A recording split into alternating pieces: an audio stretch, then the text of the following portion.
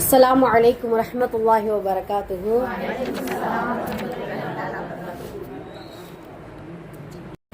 إن الحمد لله رب العالمين نحمده ونصلي على رسوله الكريم إلى يوم الدين أما بعد فقد قال الله تعالى في القرآن الكريم والفرقان المجيد فأعوذ بالله من الشيطان الرجيم بسم الله الرحمن الرحيم. எல்லா புகழும் இறைவனுக்கே. அல்லாஹுடைய அன்பும் அருளும் என் பெருமானார் ரசூலை கரீம் ஸல்லல்லாஹு அலைஹி வஸல்லம் அவர்கள் மீதும் நம் அனைவரின் மீதும் என்றென்றும் நின்று நிலவட்டுமாக. ஆமீன். அல்லாஹுடைய கிருபையினால் அவனது அளப்பரிய நாட்டத்தினால் அல்லாஹுடைய இல்லமான இந்த மதரசாவில் நம் அனைவரையும் ஒன்று சேர்த்தது போல் அல்லாஹு தஆலா இறையச்சமுடைய முத்தகீன்களுக்கும் முக்மீன்களுக்கும் தயார் செய்து வைத்துள்ள அந்த உயர்ந்த சொர்க்கத்தில், குறிப்பாக ஜன்னத்துல் ஃபிர்தௌஸ் என்கின்ற சொர்க்கத்திலும், அதிலும் குறிப்பாக நமது நாயகம் ஸல்லல்லாஹு அலைஹி வஸல்லம் அவர்களோடும் அவர்களுடைய சத்திய சஹாபாக்களோடும் பிரவேசிக்கக்கூடிய நன்மக்களாக வல்ல ரஹ்மான் நம் அனைவரையும், நம் குடும்பத்தார்கள் அனைவரையும், உலக முக்மீன்கள் அனைவரையும் அல்லாஹ் ஆக்கி அருள் புரிவானாக. ஆமீன். நாம் எதை கேட்டோமோ, எதை கேட்க இருக்கிறோமோ அதனை நமது உள்ளத்தில் உள்வாங்கி அதை நமது வாழ்விலும் செயல்படுத்தி அதை நாம் மற்றவர்களுக்கும் எத்தி வைக்கக்கூடிய நன்மக்களாகவும் வல்ல ரஹ்மான் நம் அனைவரையும் ஆக்கி அருள் புரிவானாக. அல்ஹம்துலில்லாஹ். சென்ற வாரம் எதை பத்தி நம்ம பார்த்தோம்? ஓகே, ரஜபுடைய மாதத்தில் கேட்கக்கூடிய எந்தெந்த விஷயத்தில் பரக்கத்தை நம்ம கேட்கணும் அப்படிங்கறத நமக்கு பார்த்தோம்.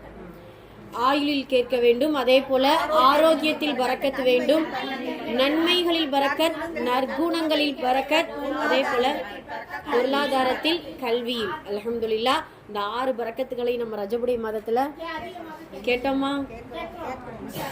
கேட்கணும் இன்ஷா அல்லாஹ். சரிங்களா?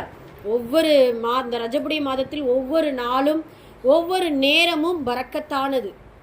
அதனால தான் அல்லாஹுடைய தூதர் அற்புதமான துவாவை கொண்டு இந்த ரஜபுடைய மாதத்தை நம்ம தொடங்க சொல்லியிருக்கிறாங்க.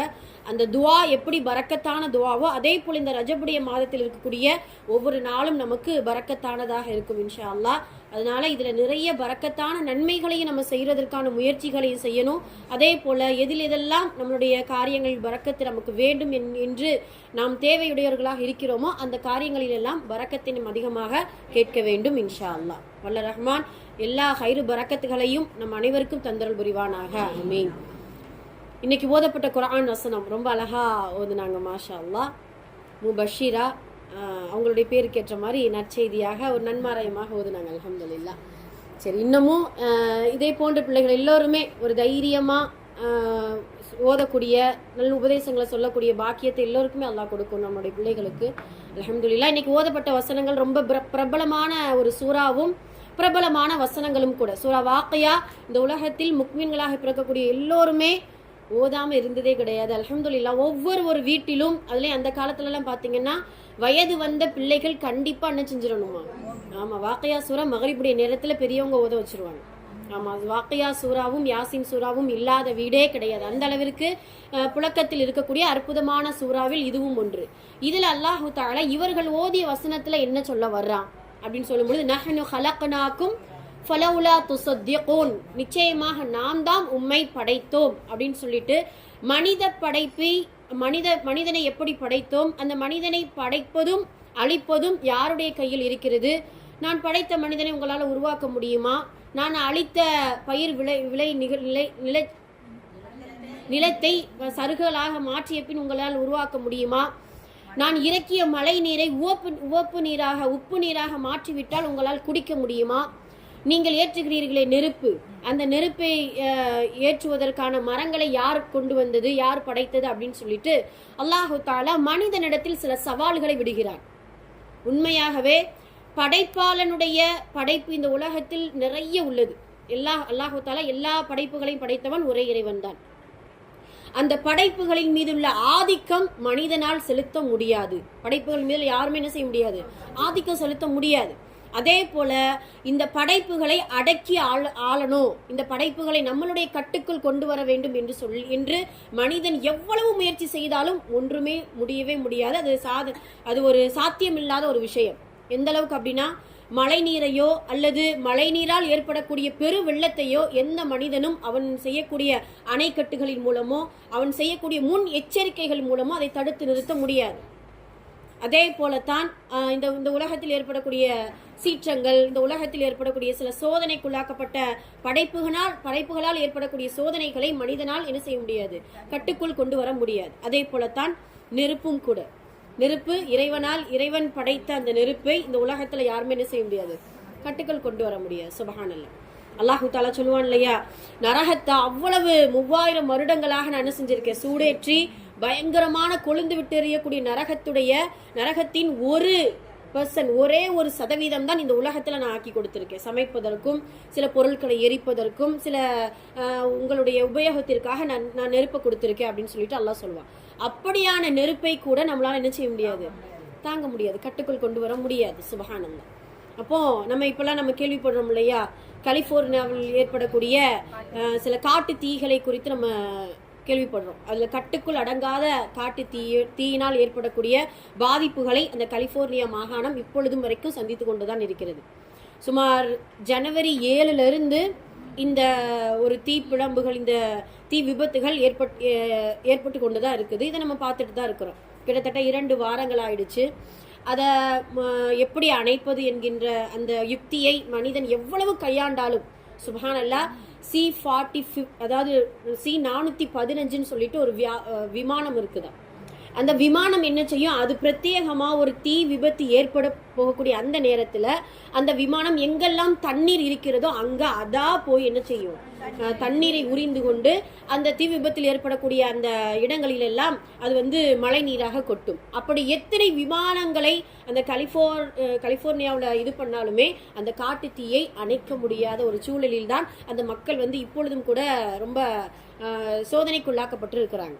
இப்போ இதை நம்ம சிந்திக்கிறோம். நாம என்ன செய்வோம், இங்கே உட்கார்ந்து கொண்டு என்ன யோசிப்போம், இது அல்லாஹுடைய சோதனையா, அந்த மக்கள் என்ன பாவம் செஞ்சாங்க, நல்லா வேணும், அந்த அமெரிக்காக்காரனுக்கு நல்லா வேணும், அதை நம்ம இப்படி ஒன்று பேசிக்கிறோம். ஆமா, அதுவும் பார்த்தீங்கன்னா அந்த அமெரிக்கான்னு சொன்ன உடனே சுபஹானல்லாஹ் எல்லாருக்குமே ஆஹா அமெரிக்காவா, USA அப்படின்னு சொல்லிட்டு ஒரு பிரமிப்பா பாப்பா. அல்ஹம்துலில்லாஹ், அது பிரமிப்பான ஒரு பிரம்மாண்டமான ஒரு ஊர் தான், ஒரு நாடு தான். சுபஹானல்லாஹ், அதுல எந்த ஒரு சந்தேகமும் கிடையாது. அதுல இப்போ ஏற்படக்கூடிய அந்த தீ விபத்துல ஏற்படக்கூடிய அந்த மாகாணம் பாத்தீங்கன்னா பெரும் பெரும் பிரபலங்கள், அப்புறம் துணை அமைச்சர்கள், நிறைய பிரமுகர்கள் அந்த இடத்துல வசித்து கொண்டுதான் இருக்கிறாங்க. அதுல எந்த ஒரு சந்தேகமும் இல்லை. அதுலயும் பாத்தீங்கன்னா பெரிய பெரிய கட்டிடங்கள், ஒரு கட்டிடத்துடைய மதிப்பை மட்டும் நமக்கு சொல்லி கொடுக்கறாங்க. 10,000 எத்தனையோ கோடி அப்படின்னு சொல்லிட்டு ஒரு கட்டிடத்துடைய மதிப்பை மட்டும் சொல்லி கொடுக்கறாங்க. சுப்ஹானல்லாஹ். இப்போ கிட்டத்தட்ட பாத்தீங்கன்னா அந்த யூஎஸ்ஏல பாத்தீங்கன்னா அந்த அமெரிக்காவில் 5 அப்படியா,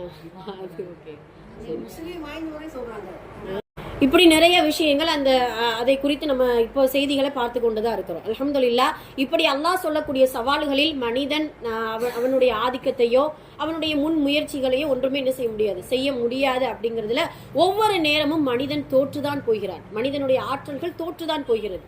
சுப்ஹானல்லாஹ். இந்த உலகம் இருக்கிற வரைக்கும் இறைவன் என்ன நாடுகிறானோ, இறைவன் எதன் மீது ஆதிக்கம் செலுத்துகிறானோ அந்த ஆதிக்கமும் அவனுடைய நாட்டமும் தான் இப்போ வரைக்கும் நடந்து கொண்டு இருக்கும், கியாமத் நாள் வரைக்கும் நடந்து கொண்டுதான் இருக்கும். ஆனால் மனித மனம் அதை ஏற்றுக்கொள்வதற்கும் அதை பார்த்து திருந்துவதற்கும் மனமில்லாமல், வாய்ப்பில்லாமல், உள்ளங்களை மாற்றாமல் என்ன செஞ்சு கொண்டிருக்கிறோம், இருந்து கொண்டிருக்கிறோம். அப்ப அல்லாஹ் தஆலா நமக்கு ஒரு பாதுகாப்பான சூழ்நிலையில வைத்து பாதுகாப்பற்ற ஊர்களை பாருங்க, பாதுகாப்பற்ற நாடுகளை பாருங்க, மக்களை பாருங்க, உங்களுடைய மனநிலை, உங்களுடைய உள்ளங்களை மாற்றிக்கோங்க, உங்களுடைய பாவங்களை திருத்திக்கோங்க, உங்களுடைய ஈமானை அதிகரித்துக்கோங்க. ஏன்னா கியாமனால் ரொம்ப ரொம்ப அருகில இருக்குது அப்படிங்கிறத அல்லாஹ் தஆலா ஒவ்வொரு சோதனையின் மூலமும் நமக்கு உணர்த்தி கொண்டுதான் இருக்கிறான். இன்னைக்கு தலைப்பே அதுதான், நவீன காலத்தில் ஏற்படக்கூடிய கியாம நாளின் அடையாளங்களையும் நடந்து கொண்டிருக்கக்கூடிய கியாமத் நாளுடைய அடையாளங்களை குறித்து நம்ம பார்க்க போறோம் இன்ஷா அல்லாஹ். நவீன காலமா இருக்கக்கூடிய இந்த காலத்துல கியாம நாளுடைய அடையாளங்கள் என்னெல்லாம் அல்லாஹ் தஆலா நமக்கு கண் முன்னாட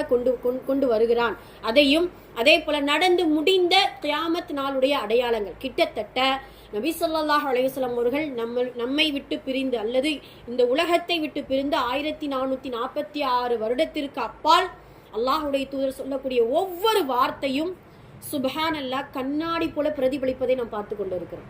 அல்லாஹுடைய தூதர் எப்படி சுப்ஹானல்லாஹ் ஒரு மறைவான ஒரு ஞானம் கொடுக்கப்பட்ட அல்லாஹுவால் இல்ஹாம் என்கின்ற உதிப்பை பெற்ற நபி ஸல்லல்லாஹு அலைஹி வஸல்லம் அவர்கள் ஒரு காலம் வரும், ஒரு காலம் வரும், ஒரு கியாமத் நாளுடைய அடையாளமாக இது நிகழும், இந்த இடம் இப்படி மாறும், இந்த இந்த கடல் இப்படி வற்றும், இந்த மக்கள், இந்த ஊர் அப்படின்னு சொல்லிட்டு ஒவ்வொன்றும் சொல்ல சொல்ல சொல்ல சுப்ஹானல்லாஹ் உள்ளமெல்லாம் உண்மை பதறுது. உண்மைக்கே நிறைய, அதுவும் ரசூல் ஸல்லல்லாஹு அலைஹி வஸல்லம் அவர்கள் அவங்க எப்பொழுது நுபுவத்தை கையில் வாங்கினார்களோ வாங்கியவுடன் சொன்ன வார்த்தை என்ன தெரியுமா?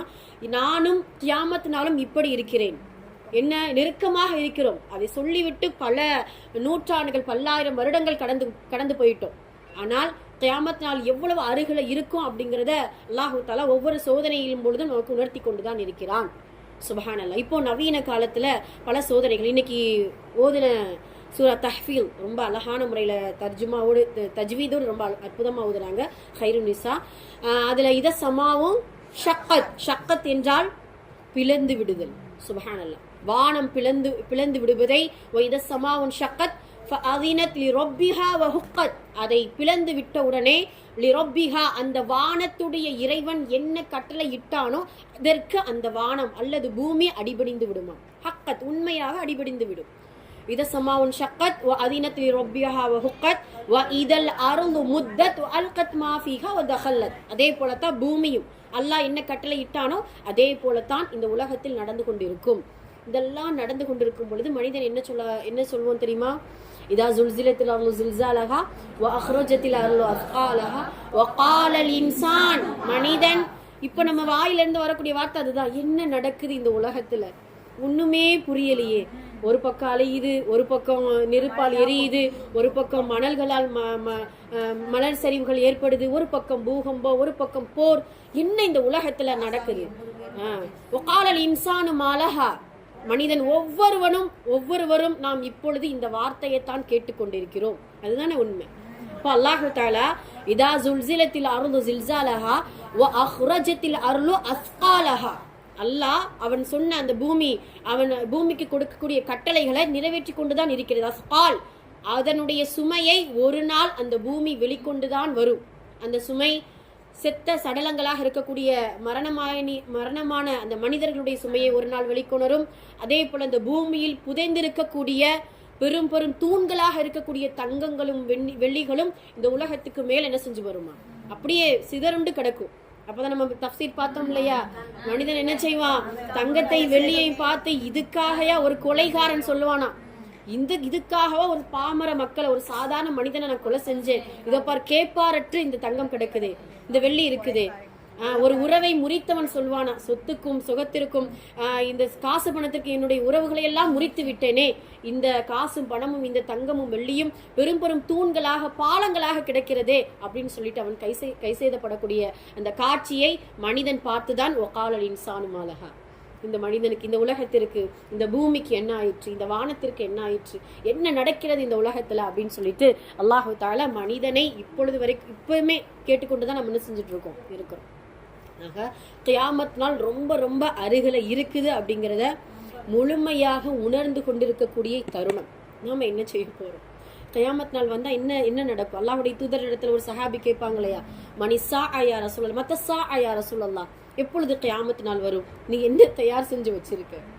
அல்லாஹ் நம்மளிடத்துல கேள்வி கேட்போம். கியாமத் நாள் அருகில வந்துருச்சு, கண்ணுக்கு முன்னாடி வந்துருச்சு.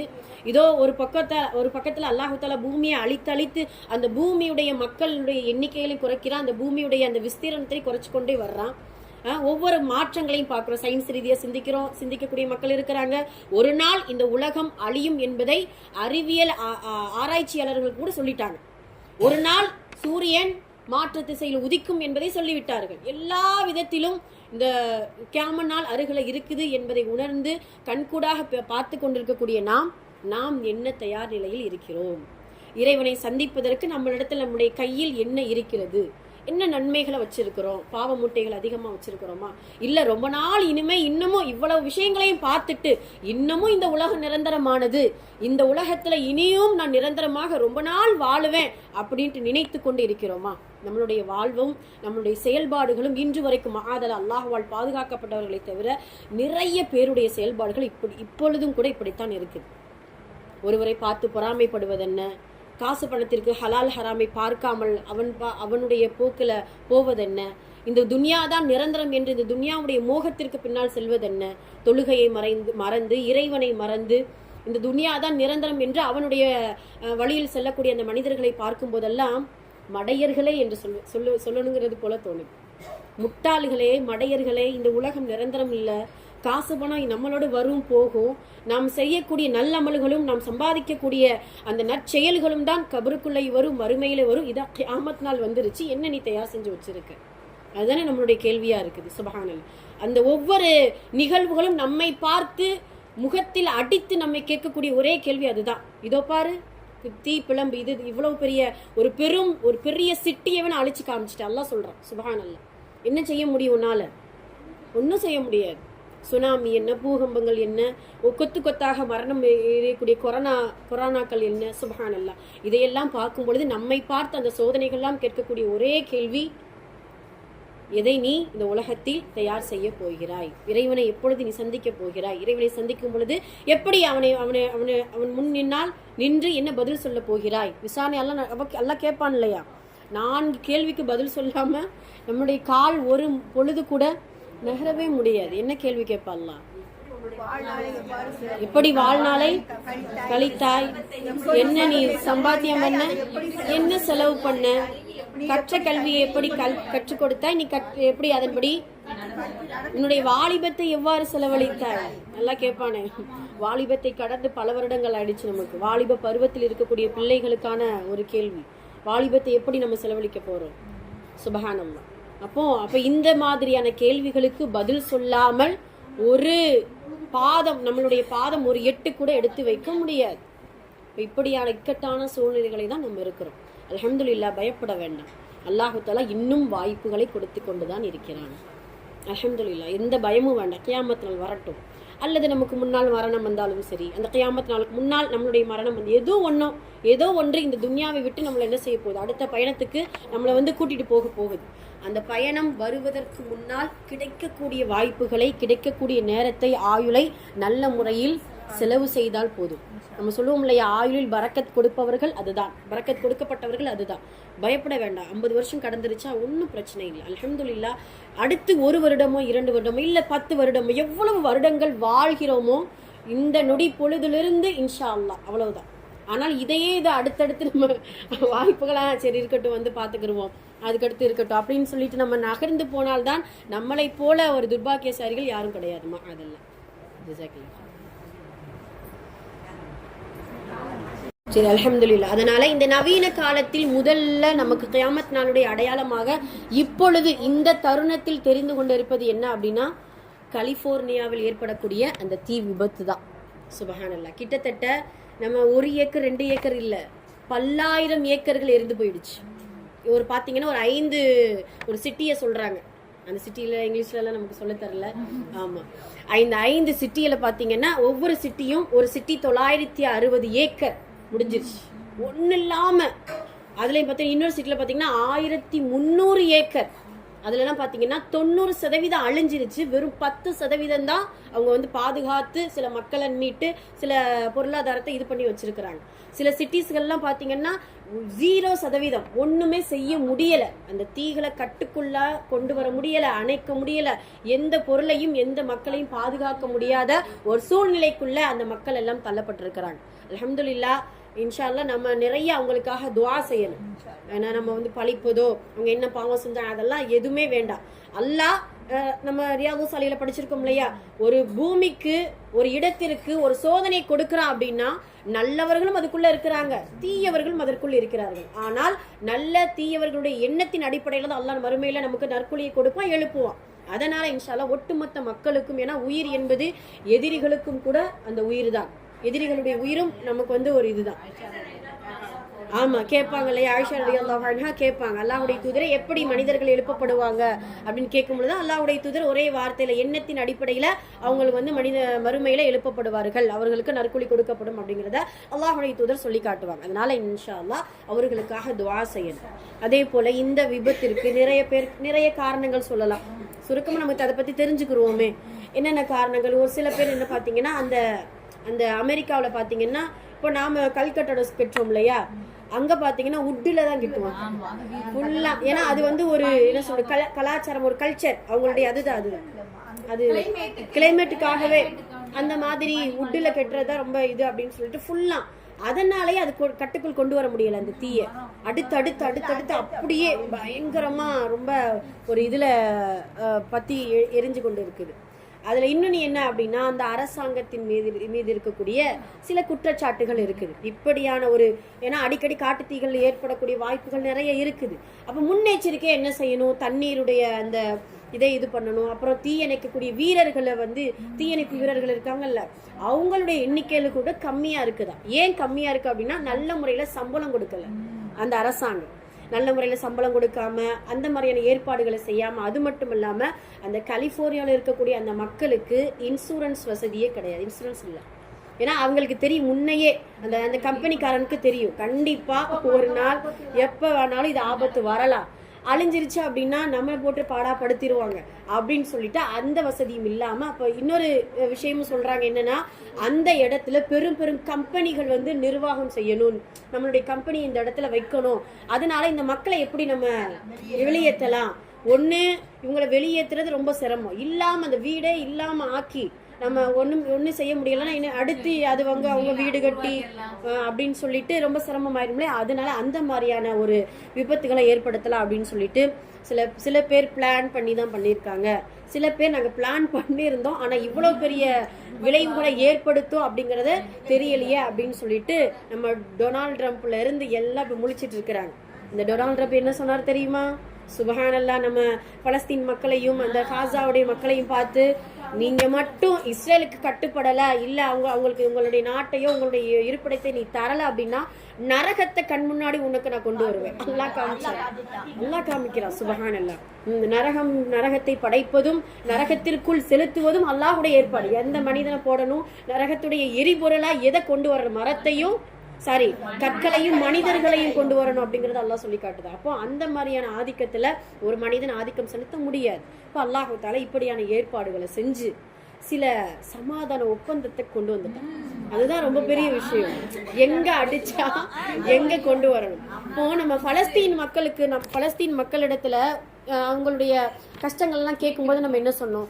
அல்லாஹ், யா அல்லாஹ், ஒரு உதவி செய்ய மாட்டியா, உன்னுடைய உதவி எப்ப வரும் அப்படின்ட்டு நாம கேட்டு கொண்டு இருந்தோம்ல. அல்லாஹ் சரியான நேரத்துல, கரெக்டான நேரத்துல, ஏன்னா உதவி மறைமுகமா கொடுக்கறத விட யாரால் பாதிக்கப்பட்டாங்களோ அந்த மக்கள், அவன் மூலியமா கொடுக்கணும். அதுதான் பதிலடி அவனுக்கு, அதுதானே பதிலடி. சுபஹானல்லாஹ். அதனால அந்த டொனால்ட் ட்ரம்ப் என்ன செய்யறான், இஸ்ரேல் மக்களுக்கு அந்த என்ன செய்யறாரு, ஆமா, இஸ்ரேல் மக்களுக்கு பாத்தீங்கன்னா ராணுவ அந்த ஆயுதங்களை ரொம்ப இது பண்ணிட்டு இருந்தார், அதாவது சப்ளை பண்ணிட்டு இருந்தார். அப்போ ஆயுதம் சப்ளை பண்ண அந்த இடத்துல பாத்தீங்கன்னு நினைச்சுக்கோங்களேன், அதுக்கு ஏதோ ஒரு ஊரு சொன்னாங்களே, சரி ஓகே, அந்த ஊர்ல பாத்தீங்கன்னா ஒரு பெரிய பெரிய புயல்கள் ஏற்பட்டு அந்த ஊர்களும் இதுவாயிடுச்சு. கிட்டத்தட்ட பல லட்சம் மக்கள் அது ரொம்ப பாதிப்படைஞ்சிட்டாங்க அப்படிங்கறதெல்லாம் பார்த்துக்கோ. இப்ப இந்த விளைவுகள், இந்த பாதிப்புகள் எல்லாம் பார்த்ததுக்கு அப்புறம் தான் சரி நாங்க இன்ஷா அல்லாஹ் சரி நாங்க இனிமே ஒப்பந்தம் நாங்க செஞ்சுக்கிறோம், இந்த சண்டையும் போர் நிறுத்தம் செய்கிறோம். இன்னொன்னு கேளுங்க, போர் நிறுத்தம் தான், ஆனா சில நேரம் அதாவது தரைவழி தாக்குதல், வான்வழி தாக்குதல், அதை மட்டும் நாங்க நிறுத்திருக்கோம். எதிரியா தான் இருக்கும், நீங்க எதிரி தான். அதாவது ஒப்பந்தம் நான் வர ஞாயிற்றுக்கிழமை இன்ஷா அல்லாஹ் துவா செய்யணும் நம்மளுடைய பலஸ்தீன் மக்களுக்கும், நம்மளுடைய உடன்பிறா நம்மளுடைய சகோதர சகோதரிகளுக்கும் இன்ஷா அல்லாஹ் நிறைய துவா செய்யணும். அந்த ஒப்பந்தம் நல்ல முறையில எல்லாருடைய உள்ளத்திலையும் அல்லாஹு தஆலா இல்ஹாம் என்கின்ற உதிப்பை ஏற்படுத்தி, ஒரு இரக்கத்தை ஏற்படுத்தி, அந்த பலஸ்தீன் மக்களுடைய ஈமானுடைய உறுதிக்கான ஒரு நற்கூலி இன்ஷா அல்லாஹ் கொடுப்பார். ஏன் தெரியுமா? நம்ம துவா செய்யணும். இன்ஷா அல்லாஹ் துவா செய்து ஒரு பக்கம் இருந்தாலும் அல்லாஹுடைய ஏற்பாடு இனிமேல் பலஸ்தீன் மக்களுக்கு வெற்றிதான். ஏன்னா கியாமத் நாள் என்ன செய்யுது? ஆமா, அது நமக்கு ரொம்ப முக்கியம் இல்ல. அது நம்ம ஏற்பாடு செஞ்சா அந்த டொனால்ட் ட்ரம்ப் சமாதான ஒப்பந்தத்தை கொடுத்தாலும் கொடுக்கலாட்டியும் கண்டிப்பாக ஒரு நாள் பலஸ்தீன் மக்கள் வெற்றி பெறுவார்கள். அந்த வெற்றியின் கொண்டாட்டமாக அந்த பைத்துல் முகத்தஸ்ல நல்ல முறையில, சுதந்திரமான முறையில அவர்கள் தொழுகை எல்லா விதமான இபாதத்துகளும் நடக்கும். இது கியாமத் நாளுடைய அடையாளமாக சொல்லப்பட்டதுக்கு பின்னாடியுமே கிட்டத்தட்ட 2 முறை வெற்றி கொள்ளப்பட்டது. பைத்துல் முகத்தஸ் வெற்றி கொள்ளப்பட்டது. அதாவது உமர் அலியான் அவருடைய காலத்துல ஒரு முறை, அதுக்கப்புறம் பாத்தீங்கன்னா இன்னொரு ஒரு ஹலீஃபாவுடைய காலத்துல, உமர் அலியான் அவருடைய காலத்துல எல்லாம் பைத்துல் முகத்தஸ் வெற்றி கொண்டு அந்த சாவிய கிறிஸ்தவர்கள் கொடுக்கும்போது ஒரு வார்த்தை சொன்னாங்களாம். கிறிஸ்தவர்கள் இந்த சாவியை கொடுக்கும்போது, யார வேணாலும் இந்த பலஸ்தீனுக்குள்ள உள்ள விடுங்க, யூதர்களை மட்டும் உள்ள உமரே யூதர்களிடத்துல கொஞ்சம் நல்ல ஜாக்கிரதையா நடந்துக்கோங்க அப்படின்னு சொல்லியிருக்கிறான். ஏன் அந்த அளவுக்கு உலகத்திலேயே ரொம்ப ஹிட்லர் என்று சொன்னாலே படையே நடுங்கும். அந்த ஹிட்லர் கூட கிட்டத்தட்ட 60 லட்சம் யூதர்களை கொன்று குவித்தார். சுபஹானல்லாஹ். அந்த 60 லட்சம் யூதர்கள்ல 10% விட்டுட்டாரு. ஏன் அப்படின்னா இவர்களுடைய பாதிப்பு என்னங்கிறத, நான் கொலை செஞ்சுட்டேன், நான் ஹிட்லர், நான் ரொம்ப பெரிய ஒரு சர்வாதிகாரி நீங்க சொல்றீங்கல்ல, ஏன் அப்படின்னா இவர்களுடைய பாதிப்பு நீங்க உணர்ந்துக்கோங்க அப்படிங்கிறத ஹிட்லர் என்ன செய்யறாரு, நமக்கு இது பண்ணி கொடுக்கிறார். இப்படி நிறைய ஃபித்னாக்கள், நிறைய குழப்பங்கள், கியாமத் நாளுடைய அடையாளங்களை நம்ம கண்ணுக்கு முன்னாடி அல்லாஹு தஆலா காட்டி கொண்டுதான் இருக்கிறான். அவ்வளவு சுப்ஹானல்லாஹ். இதெல்லாம் நம்ம எண்ணத்தில் கூட இப்படியெல்லாமா ஒரு கஅபாவை இருக்கக்கூடிய ஒரு புனித தலமாக இருக்கக்கூடிய அந்த சவுதி அரசாங்கமும் சவுதி நாடுகளும் இப்படி இருக்குமா அப்படின்னு சொல்லிட்டு சிந்தனை கூட நம்மளால செய்ய முடியல. கிட்டத்தட்ட நபி ஸல்லல்லாஹு அலைஹி வஸல்லம் அவர்கள் பிறந்த அற்புதமான பரக்கத்தான கஅபா, பரக்கத்தான மக்கா என்கின்ற ஊரில் 23 வருடமும் அல்லாஹுடைய இறை வசனங்கள் வகையாக வலம் வந்திருக்கக்கூடிய அந்த மக்கா பெருவீதியில் கிட்டத்தட்ட நம்மளுடைய வானவர்களுடைய வலம் வரக்கூடிய அந்த கஅபா, அந்த மக்காவில் இப்போ பார்த்தீங்கன்னா சவுதி என்று சொல்லக்கூடிய அந்த நாட்டில் பார்த்தீங்கன்னா பல அனாச்சாரங்களை நம்ம பார்க்குறோம். இந்த அனாச்சாரங்கள்லாம் கியாமத் நாளுடைய அடையாளங்கள் தான். இப்பெல்லாம் அல்லாஹுடைய தூதர் எப்படி சிலை வணக்கத்தை ஒதுக்கினார்களோ, மதுவை அகற்றினார்களோ, ஜினாவை இல்லாமல் ஆக்கினார்களோ, வட்டி என்னென்ன அனாச்சாரங்கள் அட்டூழியங்கள் எல்லாம் நடக்காமல் ஒன்றுமே இல்லாமல் தன்னுடைய காலுக்கு கீழ் போட்டு புதைத்தார்களோ, அத்துணை விஷயங்களையும் இப்ப என்ன செய்யறாங்களா, எடுத்துருக்காங்க. சுபஹானல்லாஹ். இப்போ நீங்க பார்த்திருக்கலாம் 2024 ஒரு ஹோட்டல் ஓபன் பண்றான் நம்ம சவுதி அரசாங்கம், ஓபன் பண்றாங்க. அதுல உண்மைக்கே அந்த காட்சியெல்லாம் பார்க்கும் பொழுது அப்படியே அவ்வளவு கோபங்கள், அவ்வளவு ஆத்திரம் வருது. சாதிகம் இந்த கஅபாவை குறித்து, சவுதி அரேபியாவை குறித்து நம்ம பேசிட்டு இருந்தோம். இப்போ இதுவும் கூட அல்லாஹுடைய நவீன கால இந்த நேரத்தில் நடந்து கொண்டிருக்கக்கூடிய ஒரு கியாமத் நாளுடைய அடையாளமா இருக்குது. அந்த பாத்தீங்கன்னா அந்த ஒரு ஹோட்டல் ஓபன் பண்ணக்கூடிய அந்த காட்சி, அதுல அந்த ஓபன் திரை இருக்குல்ல, அந்த திரையில கஅபாவை போன்ற ஒரு படம், அதுல அந்த கஅபாவுடைய அந்த முஹப்பத் இருக்குது. ஆனா இந்த இதுல எல்லாம் நம்ம என்ன செய்யக்கூடாதுங்களா, இது பண்ணக்கூடாது இல்லையா. அந்த கஅபா என்கின்ற போன்ற ஒரு திரை, அது கண்ணாடி மாதிரி திரை இருக்கும். ஆனா உள்ள இருக்கவங்க, அதுக்கு அந்த திரைக்கு அப்பால் இருக்கக்கூடியவங்களுக்கெல்லாம் இருக்கிறவங்களாம் தெரியும்.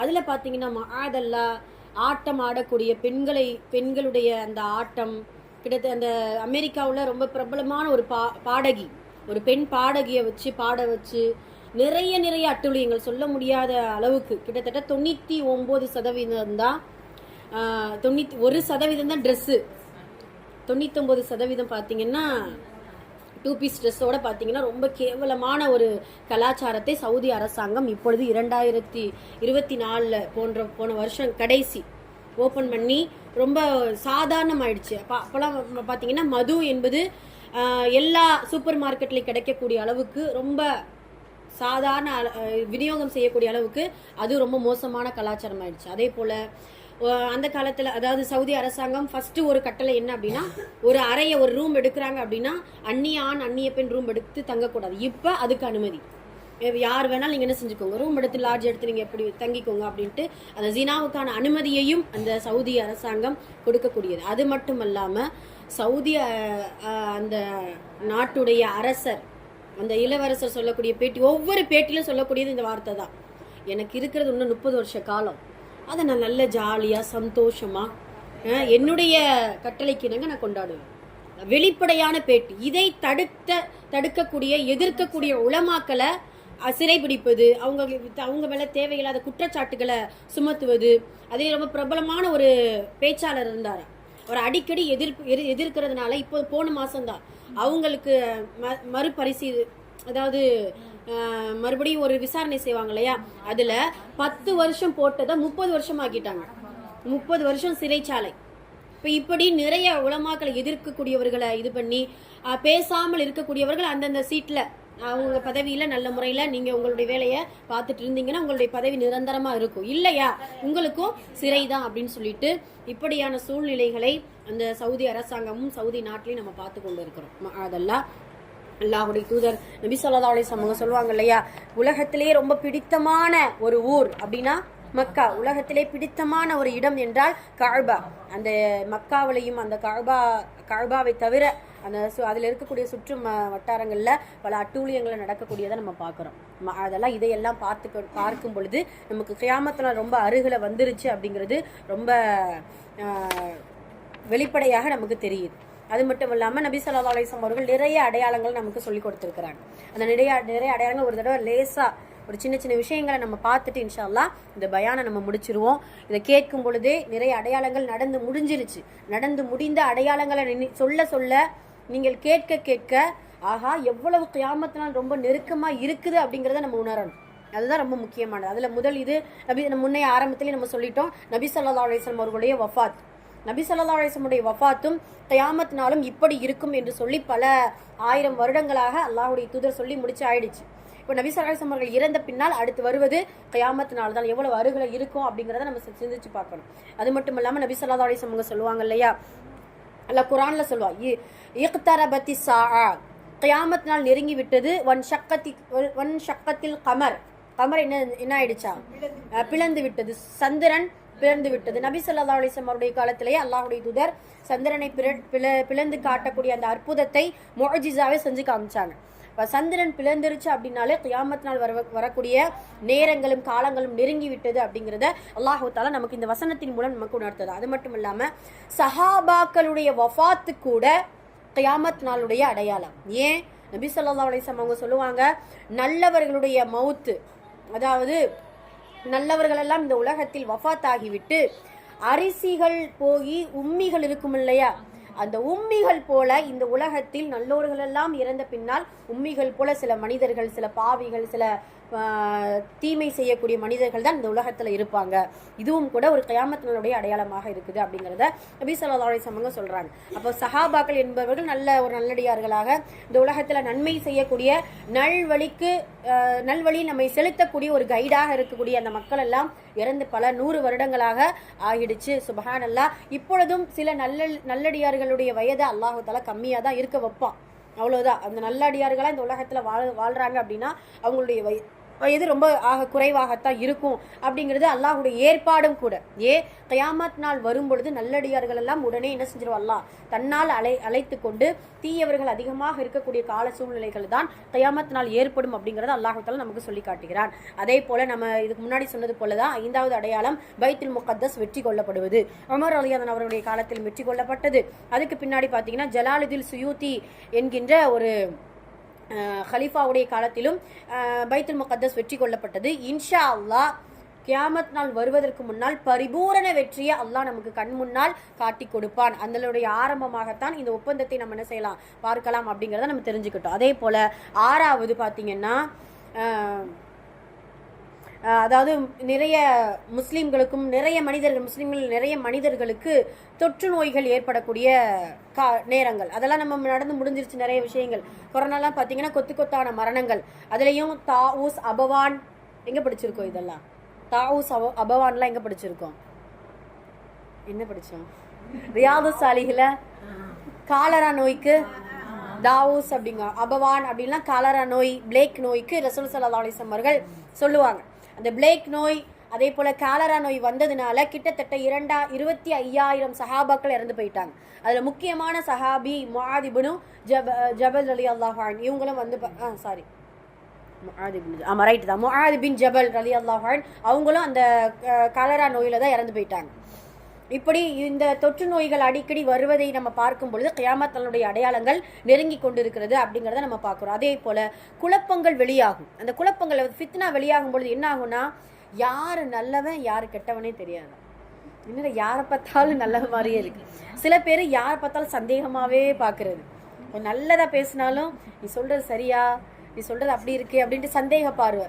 சில பேர் எல்லாரையும் அப்படி வெளுத்ததெல்லாம் பாலா அப்படியே நம்பிடுறது. அப்போது இந்த ஃபித்னா குழப்பங்கமான காலத்தில் யார் நல்லவன் யார் கெட்டவன் கூட தெரியாது. குழப்பங்கிறது சாதாரண விஷயம் கிடையாது. நம்ம சொன்னோம் இல்லையா, நேற்று கூட நம்ம சொன்னோம், குழப்பம் என்பது கொலைக்கு சமமான ஒன்று. அதுலேயும் இந்த முஆத் இப்னு ஜபல் தான், அவங்க என்ன செய்வாங்க, இஷா தொழுகை வைப்பாங்க. இஷா தொழுகை வச்சா ரொம்ப நீண்ட நேரம் தொழுகை வச்சுட்டே இருப்பாங்க.